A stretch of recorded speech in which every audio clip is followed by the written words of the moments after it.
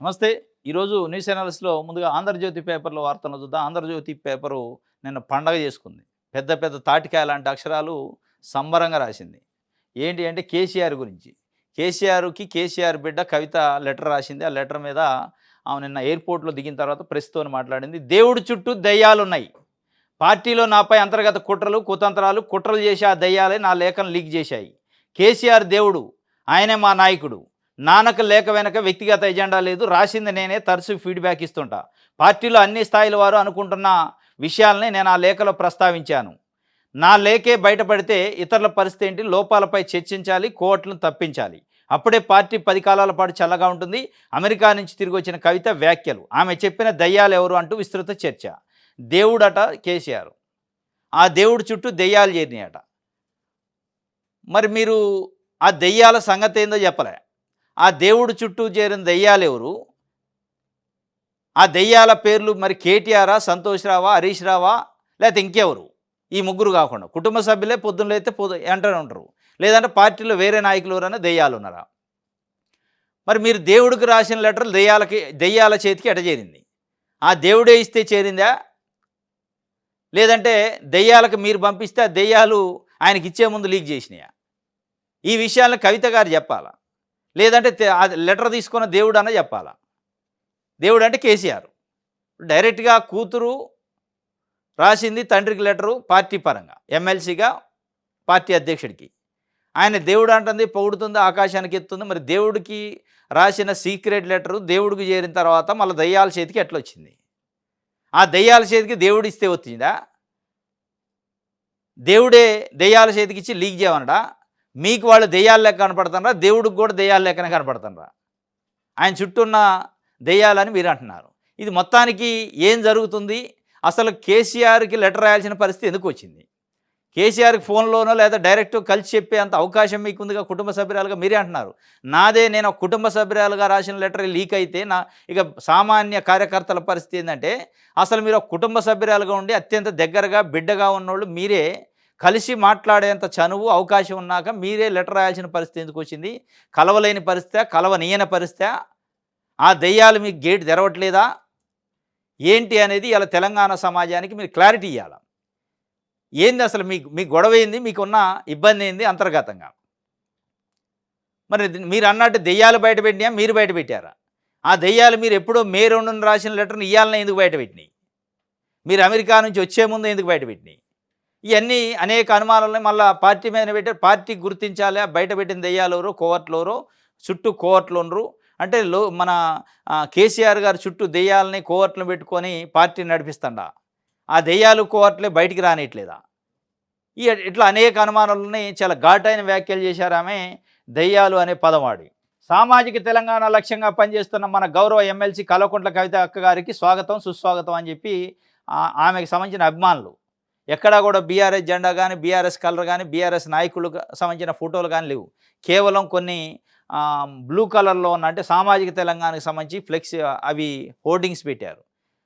ఆ ప్లకార్డులు పట్టుకొని సామాజిక తెలంగాణ లక్ష్యంగా పనిచేస్తున్న మన గౌరవ ఎమ్మెల్సీ కవితక్కకు స్వాగతం అని పెట్టారు. మరి ఈ సామాజిక తెలంగాణ 10 ఏళ్ళు ఎడిపోయింది.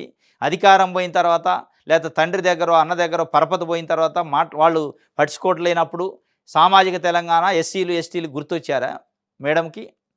లేదా నిజంగానే ఆమె ఫస్ట్ నుంచే సామాజిక తెలంగాణ కోసం కొట్లాడింది అనేది కూడా ప్రశ్న. ఎందుకంటే కేసీఆర్ కూడా మన అక్కడ హుజూరాబాద్ ఉప ఎన్నికల్లో ఈటెల రాజేందర్ బయటికి పోయి ఎన్నికల్లో పోటీ చేయగానే ఎస్సీలు గుర్తొచ్చారు ఆయనకి. దళిత బంధు గుర్తొచ్చింది. నేను ఎప్పుడో 70 సంవత్సరాల క్రితమే మాట్లాడుకున్నాం మేము మా ఫ్రెండ్స్‌తోని. ఎట్లా ఈ ఈ దేశంలో దళితులను పైకి తేవాలని అది ఇప్పుడు గుర్తొచ్చిందని చెప్పి. ఈమెకు కూడా ఎందుకంటే ఆయన ఉప ఎన్నిక రాగానే దళిత బంధు గుర్తొచ్చింది. దళితులు గుర్తొచ్చారు. 70 ఏళ్ల క్రితం మాట్లాడుకుంది అయాల గుర్తొచ్చింది. కల్వకుంట్ల కవిత గారికి కూడా 10 ఏళ్ల నుంచి గుర్తు రాని సామాజిక తెలంగాణ ఇయాల గుర్తొచ్చింది. ఆ సామాజిక తెలంగాణ కోసం మళ్ళా దెయ్యాలు, కోవర్ట్లు ఆయన చుట్టూ, ఈయన చుట్టూ ఉన్నాయని చెప్తుంది. మొత్తానికైతే మరి ఇది టీ కప్‌లో తుఫాన్ అయిద్దా? ఇటు బీఆర్ఎస్ వైపు నుంచి ఇంతవరకు ఒక సమాధానం లేదు. లేఖ నేనే రాసినా స్పష్టంగా చెప్తుందామె. లేఖ నేనే రాసినా ఇట్లాంటి లెటర్ గతంలో కూడా రాశాను. ఇది బయటపెట్టిన కొంతమంది కోవర్ట్‌లున్నారు, దొంగలున్నారు అని చెప్పి. మోదీని ఎన్ని సార్లైనా కలుస్తా. రాష్ట్ర అభివృద్ధికి సహకారం తప్పక తీసుకుంటా. ఎన్నికల సమయంలో మాత్రమే రాజకీయాలు. ప్రతిపక్ష పదవి ఫామ్ హౌస్లో పడుకోవడానికి కాదు. అసెంబ్లీకి హాజరై తప్పు ఒప్పులు చెబితే దిద్దుకుంటాం. మహిళలకు ఈ ఏడాది 21,000 కోట్ల రుణాలు. ఆదాని అంబానీలతో పోటీపడి వ్యాపారం చేయాలి. మోదీని ఎన్నిసార్లైనా కలుస్తారట. ఇప్పుడు గలితిరి ఛాన్సార్లు. ఏం వచ్చింది? కలవండి ఎన్నిసార్లైనా. మీకు తెలంగాణ ప్రజలు ముఖ్యమంత్రికి అవకాశం ఇచ్చారు. తెలంగాణ ముఖ్యమంత్రిగా మిమ్మల్ని మోడీ దగ్గర కలవటానికి లైసెన్స్ ఇచ్చి పంపించారు. ఎప్పుడంటే అప్పుడు పోతున్నారు, కలుస్తున్నారు. ఓకే, ఏం తెస్తారు కలిసి? ఎన్ని వేల కోట్లు తెచ్చారు? తెలంగాణ రాష్ట్రానికి ఏం ఒరిగింది అనేది ముఖ్యమాట. నేను ఎన్నిసార్లైనా కలుతానంటే ఎవరు? ఇప్పుడు చిన్నపిల్లగాళ్ళు లేక ఎవరైనా ఆపుతారా? నేను ఎవరైనా కలవద్దు అని ఆపారా? ముక్కుకు తాడేశారా? ఏం వేయలేదు కదా. మీరు ఒక ముఖ్యమంత్రి, ఆయన ఒక ప్రధానమంత్రి. ప్రోటోకాల్ ప్రకారం కలవచ్చు. రాష్ట్రానికి సంబంధించిన సమస్యలు, రాష్ట్రానికి సంబంధించిన డిమాండ్లు ఆయన ముందు ఉంచవచ్చు. ఆ ఉంచిన తర్వాత సాధించింది ఏంటనేది సమస్య. ఇక్కడ ఎన్నిసార్లు కలిసినాం అనేది కాదు, ఎన్ని సాధించడం అనేది సమస్య. అది చెప్పాలి. కానీ నేను ఎన్నిసార్లు అయినా కలుతా, నేను ఊరుకోను అంటే కలవండి, సాధించండి. ఇది ఆంధ్రజ్యోతికి సంబంధించి వెలుగు పేపర్ చూద్దాం. నాకు అహం లేదు, అందరినీ కలుపుకొని పోతున్నా అని చెప్పి సీఎం రేవంత్ రెడ్డి. మీరు కాదు చెప్పాల్సింది, మీ చుట్టూ ఉన్న నాయకులు, ప్రజలు చెప్పాలా అహం ఉందా లేదా అనేది. ప్రజలు మీరు ఎవరినైతే పరిపాలిస్తారో వాళ్ళు, మీ చుట్టూ ఉన్న అధికారులు, నాయకులు చెప్పాలి అహం లేదు, చాలా మంచి వ్యక్తి, భలే పరిపాలిస్తాడు, అబద్ధాలు ఆడు అని చెప్పి. ఆ దయ్యాలు కోర్టులు ఎవరు? పొలిటికల్ సర్కిల్లో బీఆర్ఎస్ వర్గాలను డిస్కషన్. లేక ఎట్లా బయటకు వచ్చిందనే దానిపైన అనుమానాలు. కేసీఆర్, కేటీఆర్, హరీష్ రావు సైలెన్స్. మరి ఆ దెయ్యాలు అని ఏం చెప్పింది? కోవర్ట్లు అన్నది. ఆ కోవర్ట్లు స్పందించట్లే, దెయ్యాలు స్పందించట్లే. ఎవరైనా స్పందిస్తే స్పందిస్తే నువ్వు అట్టెట్ అంటావు అంటే వాళ్ళే దెయ్యాలు అనుకోవచ్చు. ఎవరు మాట్లాడలే.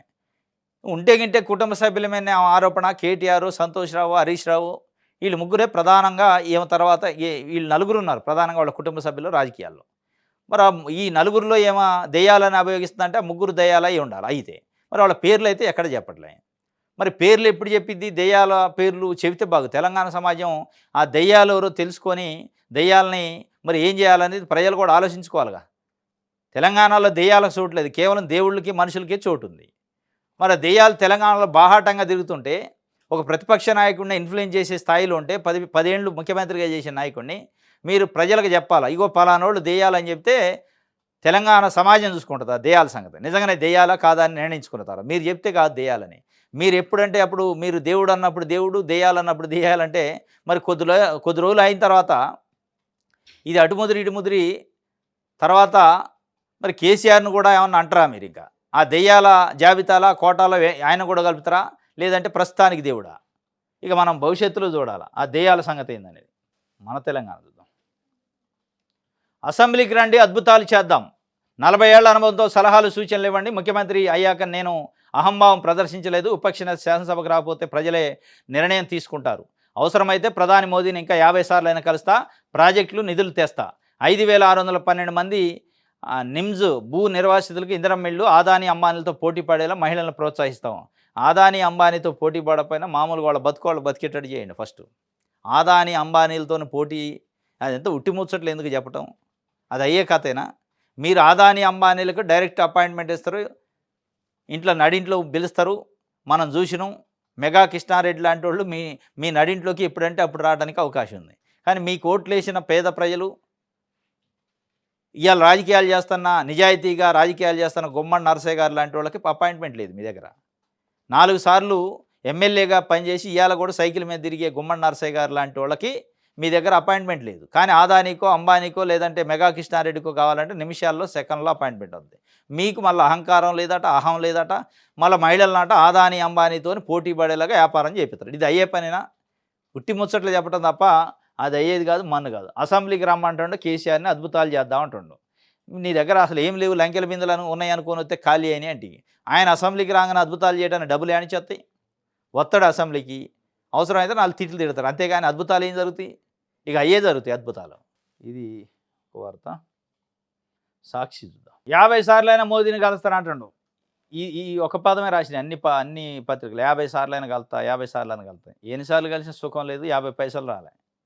ఇప్పటికే 41 సార్లు ఢిల్లీ పోయిండట.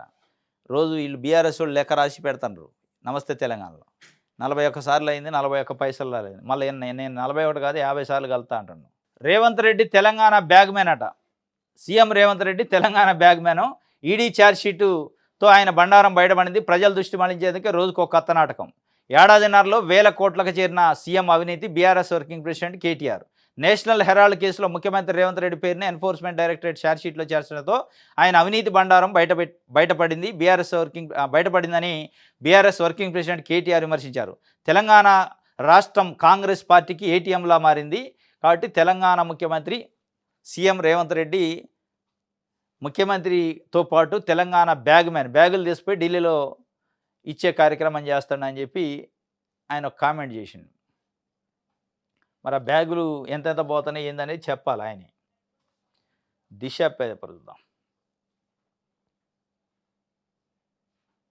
హైదరాబాద్లో డాక్టర్కు వచ్చిందట కరోనా. పర్మలాలజిస్టుకు పాజిటివ్గా నిర్ధారణ. 5 రోజులుగా ఐసోలేషన్లో వైద్యుడు. ప్రమాదం లేదు, కోలుకున్నారని మేడ్చల్ డిఎంహెచ్ఓ చెబుతుండు. హైదరాబాద్లోని కూకట్పల్లి వివేకానంద నగర్ ప్రాంతానికి చెందిన ఓ పర్మలాలజిస్టు కరోనా పాజిటివ్గా నిర్ధారణ అయింది. ఆ విషయాన్ని వైద్య శాఖ అధికారులు సైతం కన్ఫామ్ చేశారు. సదరు డాక్టర్ 5 రోజులుగా ఐసోలేషన్లో నిబంధనలు పాటించి కోలుకున్నారని డిఎంహెచ్ఓ ఉమా గౌరీ తెలిపారు. ప్రజలు అప్రమత్తంగా ఉండాలని, జ్వరము, జలుబు, దగ్గు ఉన్నట్టు కనిపిస్తే వెంటనే సమీపంలోని హాస్పిటల్కి వెళ్ళాలని చెప్పారు. కొంచెం మళ్ళీ కరోనా స్టార్ట్ అయిందట. ఏపీలో ఆల్రెడీ కేసులు కొన్ని వచ్చినాయి. హైదరాబాద్లో కూడా ఒక డాక్టర్కి వచ్చిందట. ఆయన ఐసోలేషన్లో పెట్టారు. సేఫ్ ఉండి ఇప్పుడైతే కాస్త ప్రజలు అడ్డగోలుగా తిరగకుండా జాగ్రత్తగా ఉండాలని హెచ్చరిక జారీ చేస్తుంది ప్రభుత్వం. రేపు జీపీఓ పరీక్ష ఉందట. గ్రామ పంచాయతీకి సంబంధించి అధికారులకు సంబంధించి పరీక్ష. ఇది దిశకు సంబంధించి ఆంధ్రప్రభ. 1,00,000 కోట్ల విలువైన భూములకు రక్షణ. సీఎం రేవంత్ సంకల్పం నెరవేర్చే దిశగా హైడ్రా అడుగులు. ప్రభుత్వ భూముల కబ్జాపై ఉక్కుపాదం. రాజకీయ ఒత్తిళ్లకు తలగకుండా ముందడుగు. పెరుగుతున్న ప్రజల మద్దతు. కబ్జాచారం నుంచి 200 కోట్ల స్థలాన్ని విముక్తి. జూబ్లీహిల్స్ పార్కులో స్థలము, నాలా, రోడ్డు ఆక్రమణ కోర్టు అనుమతితో కూల్చివేసిన హైడ్రా. 1,00,000 కోట్ల విలువైన భూములకు రక్షణ అట. సీఎం రేవంత్ రెడ్డి సంకల్పం అట. మరి ఆ సంకల్పంలో పెద్ద పెద్ద రాజకీయ పార్టీ నాయకులు ఫామ్ హౌజులు, ఎఫ్టీఎల్ ల్యాండ్లు, బఫర్ జోన్లు కబ్జా చేసి కట్టారు. ఆ సంకల్పంలో ఆ 1,00,000 కోట్ల ఆస్తిలో ఈ కూడా ఉన్నాయా? లేదా వాటిని మినహాయించి కేవలం పేదోళ్ళు కట్టుకున్న గూడును కూల్చే కార్యక్రమం ఇది. 1,00,000 కోట్ల విలువైన భూములట. అందులో మరి నిన్ననే జూబ్లీస్ దగ్గర 200 కోట్ల రూపాయల స్థలాన్ని విముక్తి చేసిందట హైడ్రా. ఆ పక్కనే దుర్గం చెరువు దగ్గర రేవంత్ రెడ్డి గారి సోదరుడి ఇల్లుందని గతంలో పెద్ద ఎత్తున చర్చ, వార్తలు వచ్చినాయి. మరి అక్కడ దాకా పోలేకపోయిండ్రు. జూబ్లీస్ దాకా పోయిండు కానీ కొద్దిగా ముందుకు పోతే దుర్గం చెరువే.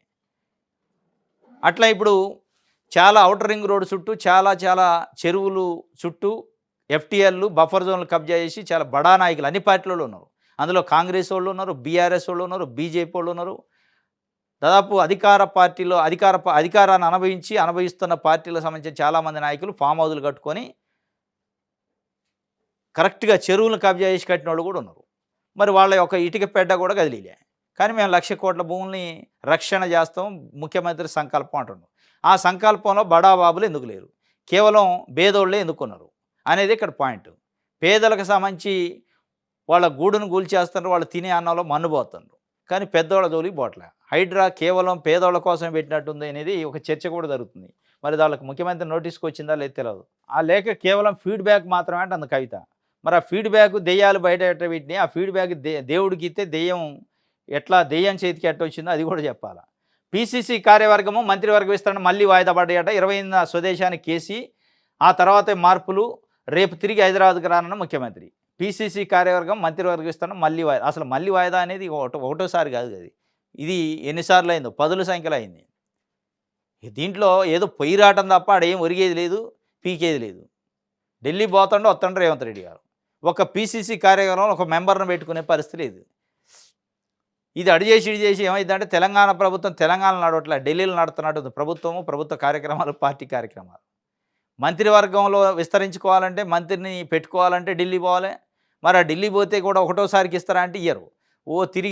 తిరిగి యాస్ట్కి వచ్చిన తర్వాత ఎప్పుడో ఇస్తారు. ఎవడన్నా ధర్నా చేయాలి ఏఐసీసీ ఆఫీస్ ముందు పోయి. ఎప్పుడు చేస్తారు మంత్రివర్గ విస్తరణని ఏఐసీసీ ఆఫీస్ ముందు పెద్ద ధర్నా పెడితే అప్పుడు వాళ్ళు ఆడ మంత్రివర్గ విస్తరణ ఒకటి ఉంది కాదు, చాలాసార్లు వచ్చిండు కదా రేవంత్ రెడ్డి, 30 సార్లు వచ్చిండు, అడిగిండు, మనం పట్టించుకోలేదు కదా, చూద్దాంలే అని అప్పుడు క్షేమ కుట్టినట్టు అయింది. మళ్ళీ వాయిదా పడదాట, తిరిగి సపోర్ట్ చేయకుండా వస్తానట. విమానం టికెట్లు దండగాయని. పీసీసీ కార్యవర్గము మంత్రివర్గ విస్తరణలో జాప్యం జరిగే అవకాశం ఉంది. కాంగ్రెస్ పార్టీ జాతీయ ప్రధాన కార్యదర్శి కీలక నేత కేసీ వేణుగోపాల్ విదేశీ పర్యటనలో ఉండడంతో పీసీసీ కార్యవర్గం ప్రకటన తొలుత అనుకున్నట్లు ఈ నెల ఈ నెల 26న ఉండకపోవచ్చు అని పార్టీ వర్గాలు చెబుతున్నాయి. మంత్రివర్గ విస్తరణ సైతం ఆ తర్వాతే ఉంటుందని సంకేతాలు వెలువడుతున్నాయి. ఢిల్లీ పర్యటనలో ఉన్న ముఖ్యమంత్రి రేవంత్ రెడ్డి, పీసీసీ చీఫ్ మహేష్ కుమార్ గౌడ్ శనివారం రాత్రికి గానీ, ఆదివారం సాయంత్రం గానీ హైదరాబాద్ వచ్చే అవకాశాలున్నాయి. మహేష్ కుమార్ గౌడ్ పుట్టిన రోజు వేడుకలను శనివారం జరుపుకోవాలని భావిస్తుండటంతో ఆయన హైదరాబాద్ రావచ్చని గాంధీభవన్ వర్గాలు చెబుతున్నాయి. ఇప్పుడు ఆయన 28వ తారీఖు దాకా రాడు. కేసీ వేణుగోపాల్ లేడు. ఆయన కీలకమైన నాయకుడు, ఏఐసీసీ ప్రధాన కార్యదర్శి. ఆయనకు తెలియకుండా తెలంగాణలో ఏం జరగదు. మరి ఆయన లేడని తెలుసు, విదేశాలకు పోయిండని తెలుసు. మళ్ళీ ఎందుకు పోవాలి ఎగేసుకొని? పోయి ఆడికి పోయిన తర్వాత అక్కడ పోయిందా తెలియదు. వీళ్ళకి ఫోన్లు ఉండే, సోషల్ మీడియా ఉండే. ఆయన ఉండా లేడా ఏఐసీసీ ఆఫీస్కి ఫోన్ చేసి చెప్తారు కదా. లేడు కాబట్టి సపోర్ట్ చేయకుండా ఆగి ఆయన వచ్చాకపోతే అయిపోయేదిగా. ఈ పోవటం ఎందుకు? పోతండని పేపర్లలో హెడ్డింగ్ ఐటమ్స్ ఎందుకు? రేవంత్ రెడ్డి ఢిల్లీకి పోతుండు, అయిపోయింది. పీసీసీ కార్యవర్గం కన్ఫామ్ కాబోతుంది, మంత్రివర్గ విస్తరణ కన్ఫామ్ కాబోతుంది, పోయిండు కాబట్టి, పిలిచారు కాబట్టి అని ఈ ఈ నానుడేందుకు ప్రజలలో? ఈ నా అంటాం వాయిదా పడటం, నా అంటాం వాయిదా పడటం. దీంతో కాంగ్రెస్ పార్టీ లూజ్ అయిపోతుంది రోజు రోజుకి. ఇదంతా అయ్యే కాదు కదా, వీళ్ళు ఏం చేయలేరు అని చెప్పి. జూన్ 2న పథకాల పంటట రాష్ట్ర ఆవిర్భావ దినోత్సవం కానుకగా ప్రారంభం. అదే రోజు ఉద్యోగాల భర్తీకి నోటిఫికేషన్లో 1000 ఇందిరమ్మ ఇళ్లలో లబ్ధిదారుల గృహప్రవేశాలు, 5 లక్షల మందికి రాజీవ్ వివకాశం, యువతకు 5 లక్షల లోపు రుణం, 5 లక్షల మందికి మంజూరు పత్రాలు, 1100 కోట్లు కేటాయింపు, డ్వాక్రా అంగన్వాడీ మహిళలకు శుభవార్త, విస్తృత ఏర్పాట్లు అధికార యంత్రాంగం. జూన్ 2న పథకాల పంటట అంటే తెలంగాణ రాష్ట్ర ఆవిర్భావ దినోత్సవం.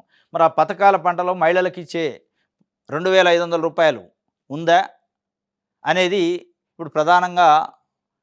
దాంతోపాటు పెన్షనర్లకు 2000 కాదు 4000 చేస్తాను నేను అధికారంలోకి వస్తానని రేవంత్ రెడ్డి గారు కాంగ్రెస్ పార్టీ చెప్పింది. ఆ రెండింటి మీద ప్రధానంగా చూస్తాను. దాంతోపాటు రైతు భరోసా పథకాల పంటలో ఉందా?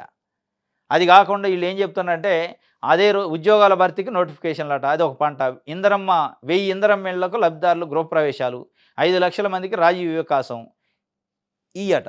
అవి పథకాల పంటలు. అసలు మీరు 6 గ్యారెంటీల్లో ఇచ్చిన హామీలు ఏంది? 100 రోజుల్లో భర్తీ చేస్తున్నది, ఆ 100 రోజులు కథ ఎడిపోయింది అనేది చెప్పట్లే.